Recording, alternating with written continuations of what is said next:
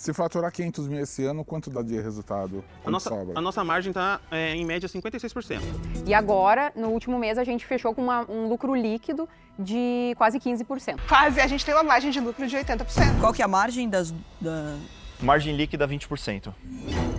Eu postei um vídeo aqui um tempo atrás tentando entender essa margem de 80% que foi falada por uma das participantes do Shark Tank. Nesse vídeo eu recebi esse comentário. Basicamente ele desvendou o mistério do vídeo, que eu não tinha me atentado, que provavelmente a contabilidade que passou a margem de lucro líquido para essa participante calculou em cima da receita líquida e não em cima da receita bruta. Só que existe um grande problema nisso tudo e eu já vou te explicar que problema é esse. Mas antes disso, você precisa entender que quando a gente fala de lucro, a gente está falando em montante, valor financeiro. Por exemplo, tive um lucro de R$1.000, R$2.000, R$10.000. Mas quando a gente fala em margem de lucro, a gente está falando de valor percentual. 10% de lucro, 15% de lucro, 80% de lucro. Então, para você calcular a sua margem de lucro, você divide o seu lucro pela sua receita. E essa receita, ela pode ser tanto a receita bruta quanto a receita líquida. E é aí que mora o problema. Para você entender o impacto disso, vamos simular um caso aqui de uma empresa aleatória.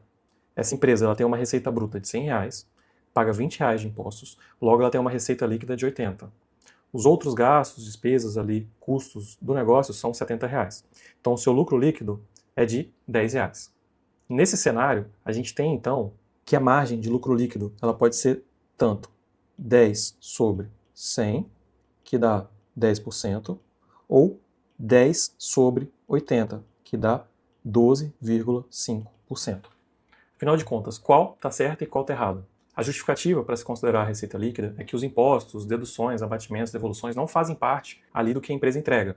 E quem paga os impostos, por exemplo, na verdade é o consumidor. Então, logo, o valor que deveria se considerar para calcular a margem de lucro líquido ou a margem bruta seria a receita líquida. Além, claro, de que quando você calcula em cima da receita líquida, a margem naturalmente dá um valor maior, o que para empresas abertas, por exemplo, fica melhor para apresentar ali para os investidores. E para mostrar que realmente pode ser calculado das duas formas, eu peguei duas empresas de exemplo, de dois Sharks, que têm seus dados públicos e são abertas ali na Bolsa de Valores, que são reguladas pela CVM e precisam passar por processo de auditoria, que são justamente a Petz e a Espaço Laser. Se você pegar aqui os números da Petz, você vai ver que o lucro líquido foi de 33.377, enquanto a receita bruta total foi 1.086.685.000.